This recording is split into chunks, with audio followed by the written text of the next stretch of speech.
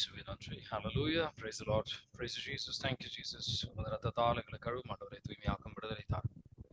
அனைத்து விதமான கட்டுகள் உடைக்கப்படுத்தும் ஆண்டவரே, ஞானத்தை பொழிந்தள்ளும் எங்களை வழிநடத்தும் ஆண்டவரே, இயேசுவே நன்றி. ஹalleluya. கண்களும் காதுகளும் திறக்கப்படுத்தும் ஆண்டவரே.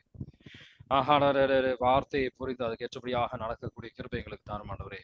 மேலான வார்த்தை எங்கள் உள்ளத்தில் பதிய தடையான இருக்கின்ற எல்லாம் நீங்கட்டும் ஆண்டவரே, இயேசுவே நன்றி. ஹalleluya. Praise the Lord. எனக்கு யோபின் புத்தகம் 14வது அதிகாரம் நம்ம தியானிச்சுட்டு இருக்கோம். யோபின் புத்தகம் 14வது அதிகாரத்துல மனிதர்களோட வாழ்க்கை எவ்வளவு சின்னது அப்படின்னு தியானித்து யோபு எந்த மாதிரி பேச ஆரம்பிக்கின்றார் அப்படின்னு சொன்னா, அந்த காலகட்டத்துல இந்த உயிர்த்தெழுத்துதலை பற்றி ஒரு விளக்கம் இல்லை, அவங்களுக்கு ஒரு அறிவு இல்லை. அப்ப அவர் என்ன சொல்றாருன்னா, இதுக்கு பேசாம நான் இறந்திருக்கலாமே அப்படின்ற இறந்திருந்ததை விட ஷியோல் அப்படின்ற ஒரு இடத்துக்கு கொண்டு செல்லப்பட்டிருக்கலாம். நித்தியம் அப்படின்ற ஒரு விஷயத்திற்கு அந்த அளவுக்கு ஒரு வெளிப்படுத்துதல் அவருக்கு இல்லாததுனால ஷியோலுக்கு நான் போய் ஒளிந்திருந்து அதுக்கப்புறம் நான் திருப்பி வந்திருந்தேன்னா நல்லா இருந்திருக்கும், இந்த பிரச்சனைகள்லாம் நீங்கினதுக்கு அப்புறம் அப்படின்னு சொல்லி. இன்னைக்கு நம்ம இதை வைத்து ஆண்டவர் என்ன தியானிக்க அழைக்கின்றார் அப்படின்னு பாத்தீங்கன்னா, விண்ணகம் அது என்ன மாதிரி ஒரு இடம், அதுல என்ன நடக்கும், அங்க யார் இருப்பாங்க அப்படின்னு சொல்லிட்டு நம்ம இன்னைக்கு ஒரு தெளிவாக இன்னும் ஆழமாக தியானிக்க ஆண்டவர் இன்னைக்கு அழைக்கின்றார். திருப்பாடல் 103வது சங்கீர்த்தனம் அதுல 19வது வசனத்தை எடுத்து வாசிச்சு பார்த்தீங்கன்னா, விண்ணகம் அவரோட அரியணையாக இருக்கின்றது. அவர் அங்க விண்ணகத்துல அவர் அரியணையாக இருக்கின்றது. அவரோட அதிகாரம், அவரோட மகிமை எல்லாம் அங்க நிரம்பி இருக்கின்றது அப்படின்னு நம்ம புரிஞ்சுக்கணும். திருப்பாடல் 103:19 வாசிக்கிறீங்களா? ஆண்டவர் தமது அரியணையை விண்ணகத்தில் நிலைநிறுத்தியுள்ளார், அவரது அரசு அனைத்தின் மீதும் பரவியுள்ளது. ஆமீன். யாரெல்லாம் இங்கே ஆண்டவர் கிருபையில் நம்ம இறக்கின்றோம், அவரோட நண்பராக இருந்து இறக்கின்றோம், அவர் தூய்மை பெற்று ஒண்ணு இங்கே நம்ம தூய்மை பெறலாம். பல விதமான பாடுகள் வழியாக ஆண்டவர் நம்மளை தூய்மைக்கு கொண்டு வர விரும்புகின்றார். சில வேதனைகள் வழியாக தூய்மைப்படுத்துவார். தூய்மைப்பட்டு நம்ம விண்ணகத்துக்கு அவர் கொண்டு செல்கின்றார். அந்த முழுமையாக இல்ல நம்ம உத்திரி புஸ்தி தலம் பர்கட்ரியில அவர் நமக்கு தூய்மை தருவார். பரலோகத்தில் இருக்கும் எங்கள் பிதாவே அப்படின்னு அழைக்கின்ற நம்ம ஒவ்வொருத்தரும் இந்த பரலோகத்தை பற்றி சிந்திப்பதற்காக ஆண்டவர் இந்த அழைத்துதல் முக்கியமாக நம்ம அந்த விதத்துல சிந்திக்க அழைக்கின்றார். பியட்டிஃபிக் விஷன் அப்படின்னு சொல்லுவாங்க இங்கிலீஷ்ல. அவரை கடவுளை கடவுளாக முழுமையாக நம்ம பார்க்கக்கூடிய ஒரு இடம் இந்த விண்ணகம் அப்படின்றது. அது ஒரு இடம் அப்படின்றத அது ஒரு நிலையாகவும் இருக்கின்றது. அது ஒரு ஆன்மீக ஒரு நிலை. அவரோட ஒரு முழுமையான ஒரு அன்பை புரிந்து கொள்வதற்காக அனுபவிக்கின்ற ஒரு இடம். 1 யோவான் 3வது அதிகாரத்துல 2வது வசனம், நம்ம எல்லாரும் அவரோட கடவுளோட பிள்ளைகளாக இருக்கிறோம். ஆனா அது நம்ம எப்படி மாறப்படுவோம் அப்படின்னு நமக்கு தெரியாது, முழுமையாக எப்படி தெரியாது. ஆனா அவர் எப்படி இருக்கின்றாரோ அதே போல் நம்ம பார்க்கலாம். 1 யோவான் 3:2 வாசிக்கிறீங்களா? என் அன்பார்ந்தவர்களே, இப்போது நாம் கடவுளின் பிள்ளைகளாய் இருக்கிறோம். இனி எத்தன்மையவராய் இருப்போம் என்பது இன்னும் வெளிப்படவில்லை. ஆனால் அவர் தோன்றும் போது நாமும் அவரை போல் இருப்போம், ஏனெனில் அவர் இருப்பது போல் அவரை காண்போம். ஆமீன். அவர் இருப்பதை போல் நம்ம அவரை காண்போம். அதுதான் நித்திய வாழ்வின் நம்ம விண்ணகத்தில் நடக்க போற மிக முக்கியமான விஷயம் அப்படின்றது. இந்த அக்வேனா சொல்ற ஒரு விஷயம் இதுதான். நம்ம எல்லாருமே இந்த நல்லதை நம்ம வாழ்க்கையில விரும்புகின்றோம். நல்லது அப்படின்றது இருக்கிறதுலே உண்மையான நல்லது அப்படின்றது கடவுள் மட்டும்தான். விண்ணகத்துல மட்டும்தான் உண்மையான ஒரு நிறைவு நமக்கு, நம்ம ஆன்மாவுக்கு, நமக்கு கடவுளோட ஒரு ஒன்றிப்புக்கு வரும்போது நமக்கு கிடைக்கும். முழுமையான விண்ணகத்துக்கு செல்லும் போது முழுமையான ஒரு அறிவு நமக்கு கிடைக்கும். பல விதமான கேள்விகள் நம்ம உள்ளத்துல இருக்கும். ஏன் இது நடந்தது, எதனால அது நடக்கல, பலவிதமான கேள்விகள் நமக்குள்ள நிறைய இருக்கும். அதெல்லாம் முழுமையாக நிறைவாக நமக்கு அது அங்க கிடைக்கும். நம்மளோட சிந்தனை, நம்ம அறிவு விண்ணகத்துக்கு செல்லும் போது ஆண்டவரை பற்றி முழுமையாக புரிந்து கொள்ள நமக்கு அந்த கிருபை ஆண்டவர் தருவார். 1 கொரிந்தியர் 13வது அதிகாரத்துல 12வது வசனத்தை எடுத்து வாசிச்சு பாருங்க. 1 கொரிந்தியர் 13:12 வாசிக்கிறீங்களா? ஏனெனில் இப்போது நாம் கண்ணாடியில் காண்பது போல் மங்கலாய் காண்கிறோம். ஆனால் அப்போது நாம் நேரில் காண்போம்.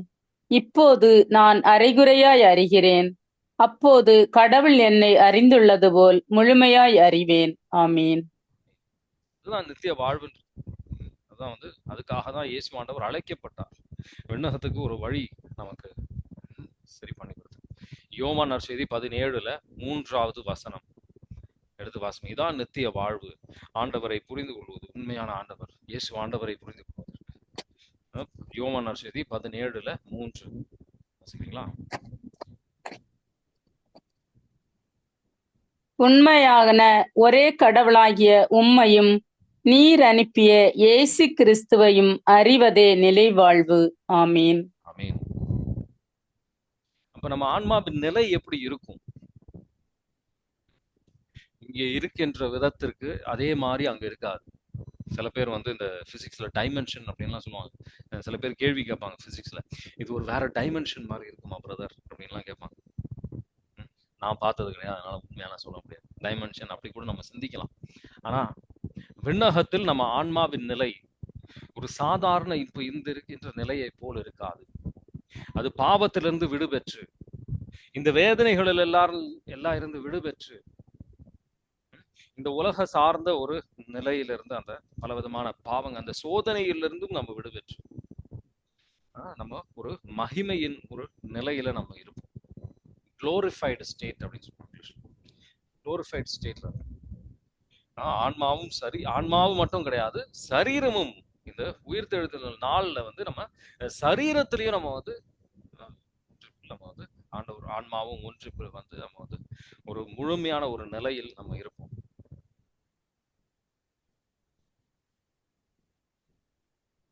இந்த விண்ணகமும் சரி, இந்த உத்திரிப்பு ஸ்தலமும் சரி, 2 இடமும் ஒரு இருக்கின்ற ஒரு நிலை. அது ஆண்டவர் நம்ம அந்த ஒரு நிலைக்கு கொண்டு செல்கின்றவர். அவரு தான் நம்மளை கொண்டு செல்கின்றார். அந்த ஒரு நிலையில நம்ம சரீரம் எப்படி இருக்கும்? இயேசு ஆண்டவர் அவர் உயிர்த்து எழுத போது எப்படி இருந்தார்? அவரால் இப்போ இந்த செவருக்கெல்லாம் தாண்டி அவரால் செல்ல முடியும். அந்த மாதிரி ஒன்றுக்குமே தடை இருக்காது அப்படின்ற மாதிரி ஒரு வேதனையிலிருந்து நமக்கு ஒரு விடுதலைகள் இருக்கும். பல விதமான தடைகள் நமக்கு இருக்காது. 1 கொரிந்தியர் 15 இந்த ஒரு அதிகாரத்தை உங்களுக்கு ஒரு ஹோம்ஒர்க் மாதிரி, உங்களுக்கு டைம் இருக்கும்போது முழுமையா வாசிங்க. 1 கொரிந்தியர் 15ல 42 44 வரைக்கும் அதை எடுத்து வாசிச்சு பார்த்தீங்கன்னா நம்ம சரீரம் எந்த ஒரு மகிமை நிலையில இருக்கும் அப்படின்னு சொல்லி நீங்க புரிஞ்சுக்கலாம்.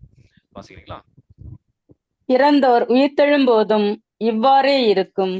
அழிவுக்குரியதாய் விதைக்கப்படுவது அழியாததாய் உயிர் பெற்று எழுகிறது. மதிப்பற்றதாய் விதைக்கப்படுவது மாண்புக்குரியதாய் உயிர் பெற்று எழுகிறது. வலுவற்றதாய் விதைக்கப்படுவது வல்லமையுள்ளதாய் உயிர் பெற்று எழுகிறது. மனித இயல்பு கொண்ட உடலாய் விதைக்கப்படுவது ஆவிக்குரிய உடலாய் உயிர் பெற்று எழுகிறது. மனித இயல்பு கொண்ட உடல் உண்டென்றால் ஆவிக்குரிய உடலும் உண்டு. ஆமீன். ஆமீன். ஆவிக்குரிய உடலும் ஒன்று. அந்த ஒரு இடத்துல, அந்த ஒரு நிலைக்கு நம்ம செல்லும் போது அந்த ஒரு இடத்துல ஒரு மகிழ்ச்சி, நிறைவான ஒரு மகிழ்ச்சி இருக்கும். நமக்கு ஒரு விதமான கண்ணீரும் நமக்கு இருக்காது. அங்க ஒரு மரணம் அப்படின்ற ஒரு விஷயம் நமக்கு இருக்காது. அழுகை, ஒரு சோகம், ஒரு துக்கம், அந்த மாதிரி பழைய இருக்கின்ற எல்லா விஷயங்களும் நம்மளை விட்டு நீங்கும். திருவெளிப்பாடு 21வது அதிகாரத்துல 4வது வசனம். திருவெளிப்பாடு 21வது அதிகாரத்துல 4வது வசனத்தை எடுத்து வாசிச்சு பாருங்க.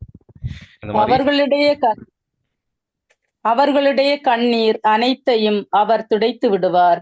இனிமேல் சாவு இராது, துயரம் இராது, அழுகை இராது, துன்பம் இராது, முன்பு இருந்தவையெல்லாம் மறைந்து விட்டன என்றது. ஆமீன். ஆமீன். ஆனா முக்கியமான, இன்னைக்கு நம்ம முக்கியமான ஒரு பகுதி இதுதான். இதை நல்லா கூர்ந்து கவனிச்சீங்க அப்படின்னு சொன்னா, இது வரைக்கும் நமக்கு சில விஷயங்கள் புரியாம கூட போயிருக்கலாம், தலைக்கு மேல போயிருக்கும், ஒன்றும் நமக்கு விளங்கி இருக்காது. ஆனா இந்த ஒரு விஷயத்த நல்லா கூர்ந்து கவனிங்க. புனித அக்வை நான் சொல்ற ஒரு முக்கியமான விஷயம், இந்த விண்ணுலகம் அப்படின்றது ஒரு தனித்துவமாக நானும் கடவுளும் அப்படின்ற ஒரு விஷயம் கிடையாது. ஒரு சமூகமாக இருக்கின்ற ஒரு விஷயம். நம்ம விண்ணகத்துக்கு போகும்போது ஆண்டவரோட மகிழ்ச்சியில் நம்ம பங்கிடும்போது, அந்த மகிழ்ச்சியில் நம்ம வந்து பங்கிடும்போது எல்லாரும் ஒரே நிலையில் இருக்க மாட்டோம். ஒரே நிலையில இருக்க மாட்டோம்.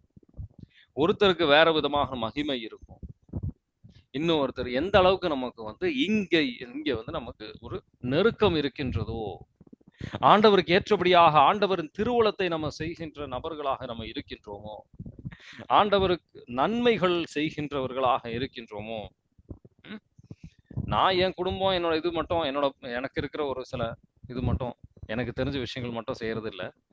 ஆண்டவர் ஆண்டவர் நம்ம உள்ளத்துல ஆவியானவரோட உணர்த்துதல் வழியாக நம்ம வாழ்க்கையை நடத்தும் போது ஒவ்வொருத்தருக்கும் ஒரு ஒரு விதமான நிலைகள், ஆன்மீக அங்க வந்து ஒரு நிலைகள் இருக்கின்றது.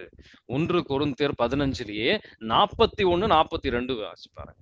எப்படி சூரியனுக்கு ஒரு விதமான ஒரு மகிமை இருக்கின்றதோ, இல்ல எப்படி இந்த மூன் நிலாவுக்கு ஒரு விதமான ஒரு இது இருக்கோ, அதே மாதிரி நமக்கு ஒவ்வொருத்தருக்குமே வெவ்வேறு விதமான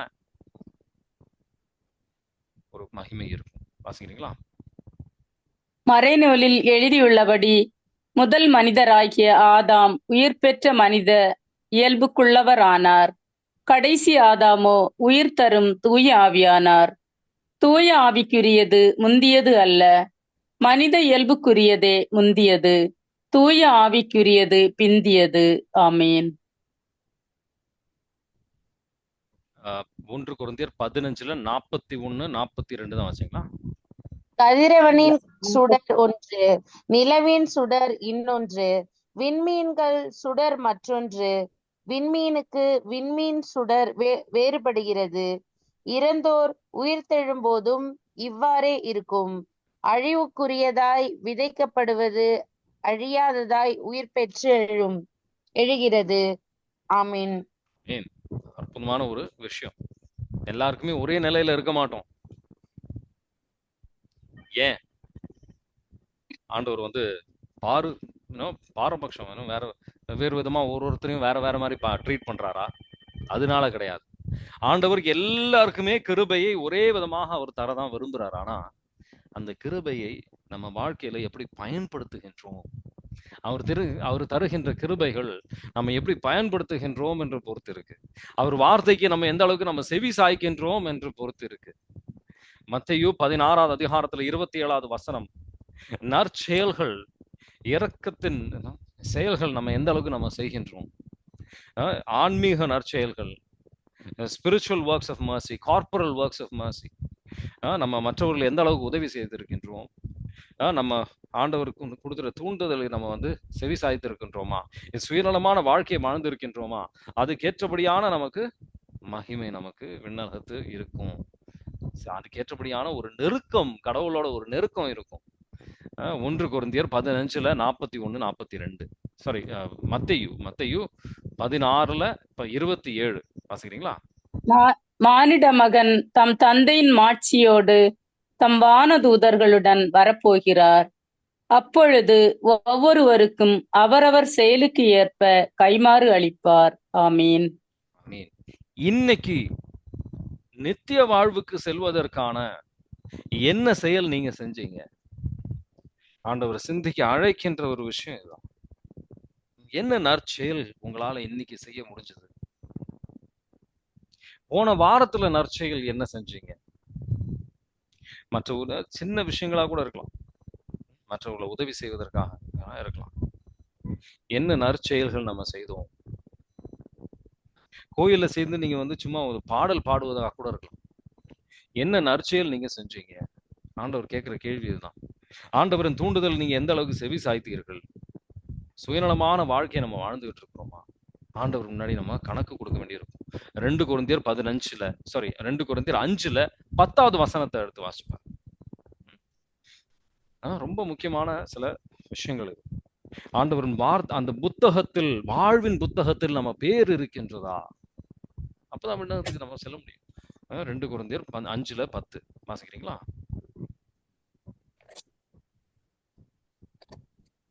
ஏனெனில் ஏனெனில் நாம் நாம் அனைவருமே அனைவருமே கிறிஸ்துவின் நடுவர் இருக்கை முன்பாக நிற்க வேண்டும். அப்போது உடலோடு வாழ்ந்தபோது நாம் செய்த நன்மை தீமைக்கு கைமாறு பெற்றுக் கொள்ளுமாறு ஒவ்வொருவரின் செயல்களும் வெளிப்படும். ஆமீன். ஆமென். ஒவ்வொருவரின் செயல்கள் வெளிப்படும்.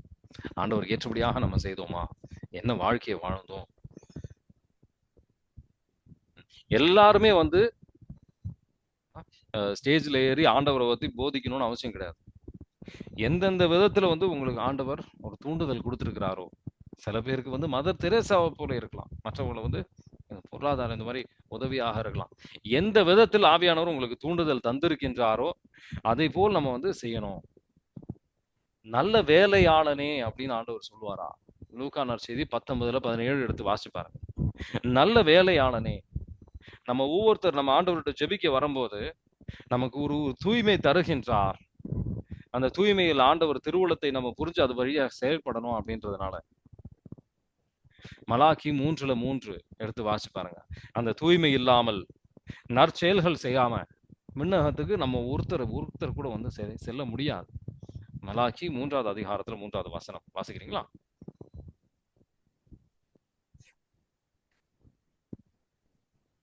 மலாக்கி 3வது அதிகாரத்துல 3வது வசனம். அவர் புடமிடுவோர் போலும் வெள்ளியை தூய்மைப்படுத்துவோர் போலும் அமர்ந்திருப்பார். லேவியின் புதல்வரை தூய்மையாக்கி பொன் வெள்ளியைப் போல் அவர்களை புடமிடுவார். அதுல இப்போ நிறைய பேர் வந்து ஜெபத்துக்கு வருவாங்க. பிரதர், இந்த கல்யாணம் நடக்கல, இது நடக்கல, இது நடக்கல அப்படின்னு சொல்லிட்டு. ஆனா இது வரைக்கும் யாரும் வந்து பிரதர் வாழ்வின் புத்தகத்தில் என் பேர் இருக்குதா, ஜெபிச்சு சொல்லுங்க அப்படின்னு சொல்லி இது வரைக்கும் வந்து யாரும் கேட்டது கிடையாது. ஏன்னா நம்ம வாழ்க்கை வந்து நித்தியத்தை நோக்கி நம்ம ஒரு பயணம் கிடையாது. எந்த மாதிரி ஒரு வாழ்க்கை நமக்கு இருக்கணும், பிரதர் என் பொருளாதாரம் இந்த மாதிரி வளர்றது கிடையாது அப்படின்னு சொல்லிட்டு எல்லாம் நமக்கு தேவைதான். ஆனா எந்த மாதிரி ஒரு சிந்தனைகள் இருக்கின்ற நபராக நம்ம இருக்கணும் அப்படின்னு ஆண்டவர் சொல்றாரு. அவர் ராஜ்யமும் நீதியும் தேடுங்கள், இவை அனைத்தும் உங்களுக்கு கிடைக்கும். அவர் ராஜ்யம் நீதி நம்ம அந்த அளவுக்கு ஒரு ஆவலாக தேடுவது கிடையாது. ஒரு ஆளோட பேச்சை வச்சு அவங்க உள்ளத்துல இருக்கின்ற நிறைவு, அந்த என்ன ஆசைப்படுறாங்க அப்படின்னு சொல்லி நமக்கு புரிஞ்சுக்கலாம். மத்தேயு 6வது அதிகாரம் 19-21 வரைக்கும் வாசிப்பாரு.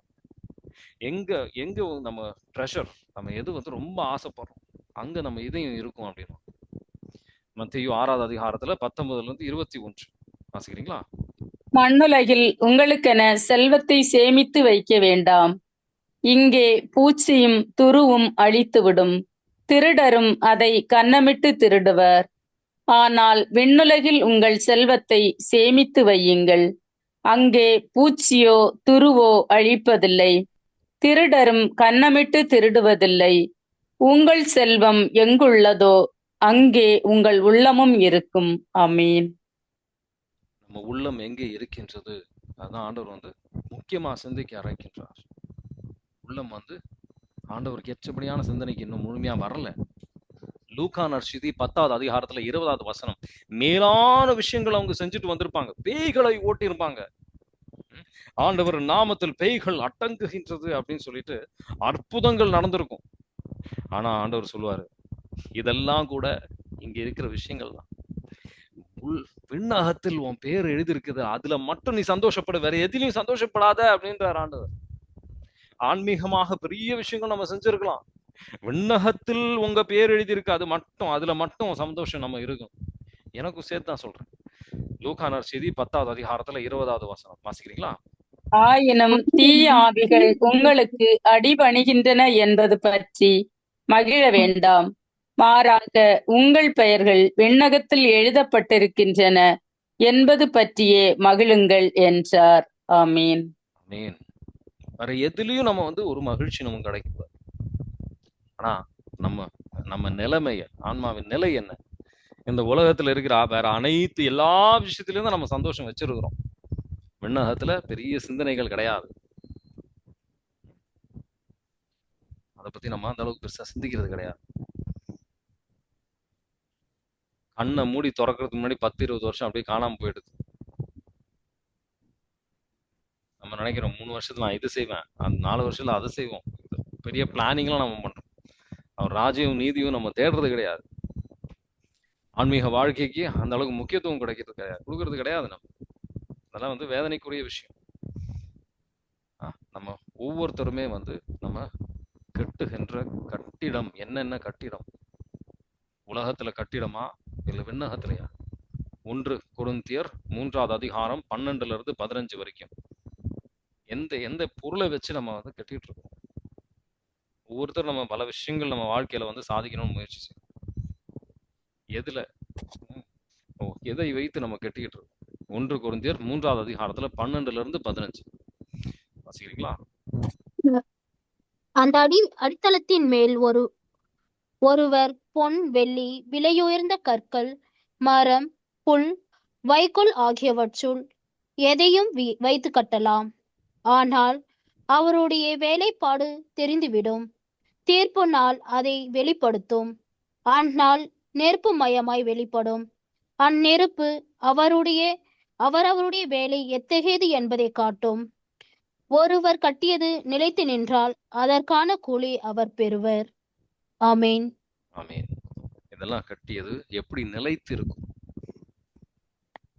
ஆண்டவருக்காக முழு உள்ளத்தோட நம்ம ஆண்டவருக்காக பணி செய்யணும், மற்றவர்களை உதவி செய்யணும். நமக்கு வந்து எல்லாம் பொருளாதாரம் பெருசா இல்லாம இருக்கலாம், நேரத்தினால மற்றவர்களை போய் நம்ம உதவி செய்ய முடியும். நம்ம வந்து பெருசா நமக்கு பெரிய ஞானம் இல்லாம இருக்கலாம், நம்ம நம்ம ஆறுதல் கொடுக்குற ஆறுதல் வழியா நம்ம இப்ப இன்னைக்கு ஆண்டவரை பற்றி புரிஞ்ச விஷயம் இன்னொரு ஆள்கிட்ட நம்ம பங்கு பெறும்போது நம்ம வந்து ஆண்டவரின் வேலையை தான் நம்ம செஞ்சுட்டு இருக்கோம். மத்தேயு 25வது அதிகாரத்துல 40வது வசனம், நீ ஒருத்தருக்கு நீ கொடுக்குற தண்ணியா கூட இருக்கலாம், அது நீ எனக்காக செய்தேன் அப்படின்றார் ஆண்டவர். நம்ம மற்றவர்களுக்கு என்ன செய்தோம்? மத்தேயு 25:40வது வசனம் வாசிக்கிறீங்களா? அதற்கு அரசர், மிகச் சிறியோராகிய என் சகோதரர் சகோதரிகளுக்குள் ஒருவருக்கு நீங்கள் செய்ததையெல்லாம் எனக்கே செய்தீர்கள் என உறுதியாக உங்களுக்கு சொல்லுகிறேன் என பதிலளிப்பார். ஆமீன். நம்ம வாழ்க்கையில வந்து நம்ம சில பேர் சிந்திக்கிறது என்னன்னா, எனக்கு அந்த அளவுக்கு வந்து ஓய்வே இருந்தது கிடையாது, நான் வாழ்க்கை முழுசா வந்து ஓட்டத்தை ஓடிக்கிட்டே தான் இருக்கிறேன் அப்படின்னு சொல்லி. எனக்கு சரீரத்திலையும் சோர்வு இருக்கு, எனக்கு ரெஸ்ட் எடுக்கிறதுக்கே நேரம் இல்லை அப்படின்ற நிறைய பேர் வந்து புலம்புறத நான் வந்து அவங்க நேரடியா சொல்லனா கூட ஆன்மாவில் இருக்கின்ற ஆவியானவர் வெளிப்படுத்துகின்றார். 6 நாள் வேலை, 7வது நாளுமே வந்து எனக்கு வேற வேலைகள், வீட்டுல வேலைகள் இருக்கு. நம்ம விண்ணுலகம் அப்படின்றது, நம்ம ஓய்வின் இடம் அப்படின்றது விண்ணுலகம் தான். இந்த உலகத்துல அந்த ஓய்வுன்றதுக்கு நேரம் கம்மியா இருக்கலாம், ஆனா விண்ணுலகத்துல நமக்கு அந்த ஓய்வு இருக்கும். அந்த ஓய்வுல ஆண்டவரை ஆராதித்து கொண்டிருக்கின்றோம். திருவழிபாடு 4வது அதிகாரத்துல 8வது வசனம், தூதர்களோடு சேர்ந்து விண்ணக தந்தையை நம்ம ஆராதித்து கொண்டிருக்கின்றோம். நம்ம இங்க இருக்கின்ற அனைத்து வேலைகளுக்கும் நமக்கு ஓய்வு, உண்மையான ஓய்வு நம்ம அங்க பெறுவோம். ஆனா அதுக்காக நம்ம தகுதி பெற்றிருக்கின்றோமா? ஆண்டவர் வந்து சிந்திக்க அழைக்கின்றார். திருவழிபாடு 4:8 வாசிக்கிறீங்களா? இந்த 4 உயிர்கள் ஒவ்வொன்றுக்கும் 6 சிறகுகள் இருந்தன, உள்ளும் புறமும் கண்கள் நிறைந்திருந்தன. தூயவர், தூயவர், தூயவர், எல்லாம் வல்ல கடவுளாகிய ஆண்டவர், இருந்தவரும் இருக்கின்றவரும் வரவிருக்கின்றவரும் இவரே என்று அந்த உயிர்கள் அல்லும் பகலும் இடையராது பாடிக்கொண்டிருந்தன. ஆமீன். 5வது அதிகாரத்துல பாத்தீங்கன்னா, இயேசு ஆண்டவரை ஆடு அப்படின்ற ஒரு நிலையில அவர் வந்து நிற்கிறார். அவரை வந்து ஆராதிக்கின்றதை நம்ம பார்க்கணும். விண்ணகத்துல பாத்தீங்கன்னா இன்னொரு விஷயம், முக்கியமான விஷயம், நீங்க வந்து விண்ணகத்துல புரிஞ்சுக்க வேண்டிய விஷயம் என்னன்னா, நம்ம ஆசைகளும் ஆண்டவரின் திருவளமும் இணைந்து போகின்ற ஒரு விஷயம். அங்க பாவத்திற்கு ஒரு இடமே கிடையாது. சில பேர் வந்து நம்ம அங்கேயும் பாவம் செய்வோம், திருப்பி நம்ம இங்க வந்துருவோம், திருப்பி அங்க செல்லுவோம் அப்படின்னு சொல்லிட்டு பலவிதமான தவறான எண்ணங்கள் இருக்கின்றது. அங்க சாத்தானுக்கு இடம் கிடையாது, பாவத்திற்கு அங்க இடம் கிடையாது. ஆண்டவரின் அன்பிலும் அயலானின் அன்பிலும் நம்ம வந்து இந்த சுயநலம் என்ற ஒரு விஷயம் அங்க இருக்காது. அதெல்லாம் அங்க முழுமையான நிறைவான அன்புல நிரப்பப்பட்டு நம்ம அங்க ஒரு வாழ்க்கையை வாழ்வோம். திருவெளிப்பாடு 22வது அதிகாரம் 3, 4 எடுத்து வாசிச்சு பாருங்க. சாபத்திற்குரிய ஒரு விஷயமும் அங்க இருக்காது. அழிவுக்குரிய ஒரு விஷயமும் அங்க இருக்காது. வாசி. சாபத்திற்கு உள்ளானது எதுவும் நகரில் இராது. கடவுளும் ஆட்டுக்குட்டியும் வீற்றிருக்கும் அரியணை அங்கு இருக்கும். கடவுளின் பணியாளர்கள் அவரை வழிபடுவார்கள். அவரது முகத்தை காண்பார்கள். அவரது பெயர் அவர்களுடைய நெற்றியில் எழுதப்பட்டிருக்கும். ஆமீன். சில பேரோட ரொம்ப மிகப்பெரிய ஒரு தவறான ஏமாற்றத்துக்குரிய ஒரு விஷயம், எப்படி சாத்தான் பல இந்த யங்கான பிள்ளைகளை வந்து இந்த யூத்தை வந்து ஏமாத்துற ஒரு விதம் எப்படின்னா, இதெல்லாம் இந்த ஜபம் எல்லாம் இந்த வயசானவங்களுக்கு அப்படின்னு சொல்லி ஏமாற்றுகின்றான். ஆவியானவர் கேட்கிற கேள்வி இதுதான், வாழ்க்கை இன்னும் எவ்வளவு நாள் இருக்கு அப்படின்னு தெரியுமா? யாரால அதை சொல்ல முடியும்? ஏமாற்றுகின்றான் அப்படின்னு புரிந்து கொள்ள சபையுரையாளரின் புத்தகத்துல நீங்க பாத்தீங்கன்னா ஒரு இடத்துல கேட்பார், நீ ஒரு வாலிப வயசுலே நீ ஆண்டவரை தேடு அப்படின்னு. நான் வந்து வயசானதுக்கு அப்புறம் தான் வந்து நான் ஜெபிக்க வேண்டிய ஒரு நேரம்.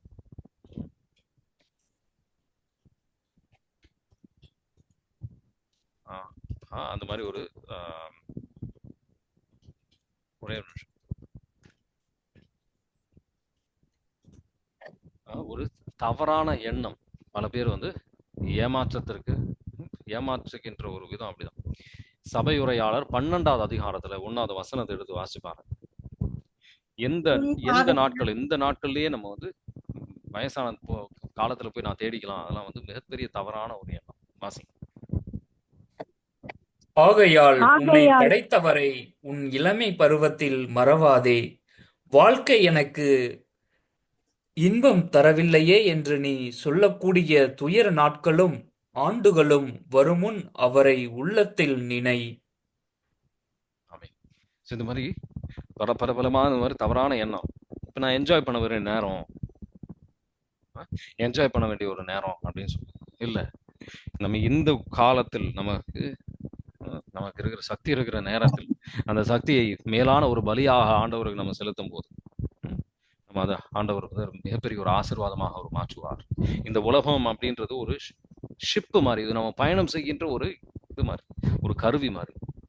இது நம்ம ஒரு வீடு கிடையாது, விண்ணகம்தான் நம்ம தாய் நாடு.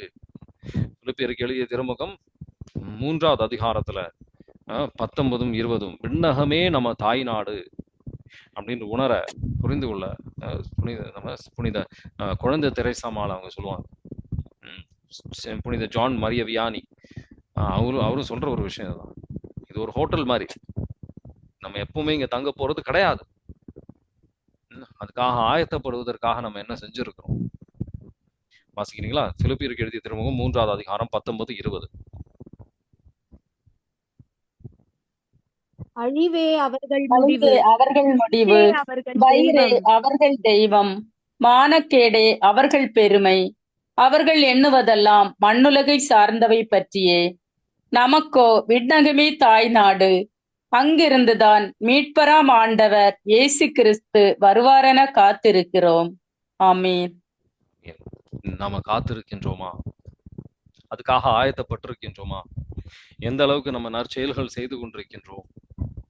எந்த அளவுக்கு வந்து ஆண்டவருக்கு ஏற்றபடியான பிள்ளைகளாக நம்ம இருக்கின்றோம்? தூய்மையில் வளர்ந்து கொண்டிருக்கின்றோம்? ஆவியானவரை நம்ம வாழ்க்கையின் ஒரு விஷயத்திற்கும் நீங்க அழைத்து அவரோட வழிநடத்துதல் வழியாக தூய்மையான ஒரு வாழ்க்கையை வாழ்ந்து, ஆவியானவர் நம்ம உதவியாளர். கலாத்தியர் 5வது அதிகாரம் 16வது வசனத்தை எடுத்து வாசிப்பாருங்க. அவர் நம்மோடு பயணம் செய்ய விரும்புகின்றார்.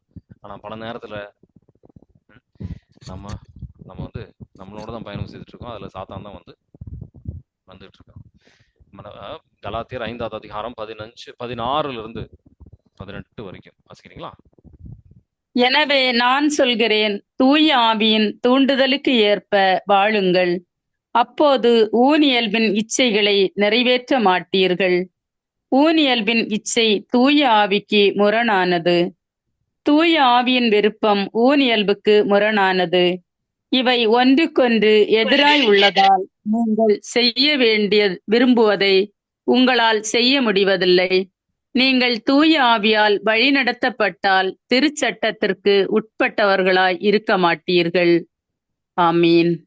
நம்ம அனைத்து விஷயங்களையும் பிள்ளைகளை எப்படி வளர்க்கிறது, எல்லா விஷயங்களும் ஆவியான நம்மளை வழி நடத்த விரும்புகின்றார். நம்ம சுய என்னால எல்லாம் செய்ய முடியும் அப்படின்னு சொல்லி தவறான பாதையில நம்ம சென்று நம்ம வழி நடத்திட்டு இருக்கோம். தவறான பாதைக்கு நம்ம சென்றுட்டு இருக்கோம். விண்ணகத்துக்கு எப்படி செல்வது எல்லாமே அவர் ஆவியானவர் நம்மளை வழி நடத்த விரும்புகின்றார். அவர் உதவியை நாடி விண்ணகத்துக்கு செல்கின்ற பிள்ளைகளாக நம்ம மாற நம்ம ஜெபிப்போம். உங்க ரத்தத்தால் எங்களை கழுவும் ஆண்டவரே, தூய்மையாக்கும் விடுதலை தாரும். எங்கள் இதயம் விண்ணகத்தில் இருக்கின்ற இதயமாக விண்ணகத்தை நோக்கி பயணம் செய்கின்றவர்களாக மாற்றும் ஆண்டவரே. அத யோவான் நற்செய்தி 14வது அதிகாரத்துல 26வது வசனம், ஆவியானவரின் வழி நடத்தல் நம்ம ஒவ்வொருத்தரும் அதை புரிந்து நடக்கின்ற பிள்ளைகளாக எங்களை மாற்றும். விண்ணகத்தை ஆயத்தப்படுத்தும். உங்கள் வாழ்வின் புத்தகத்தில் எங்கள் பேரை ஒவ்வொருத்தருடைய பேரும் எழுதும் ஆண்டவரே. ரத்தத்தால் எங்களை கழுவும், தூய்மைப்படுத்தும். அவர் எல்லாம் நம்ம அனைத்து விஷயங்களும் நம்மளை சொல்லித் தருவார் ஆவியானவர். ரத்தத்தால் எங்களை கழுவும், தூய்மையாக்கும், விடுதலை தாரும். அனைத்து விதமான கட்டுகள் உடைக்கப்படட்டும். ஞானத்தினால் நிரப்பும் ஆண்டவரே. Cut every bondage, bind and cast every unclean spirit. Father, in the mighty name of Jesus we pray. Amen. God bless you. Have a nice day.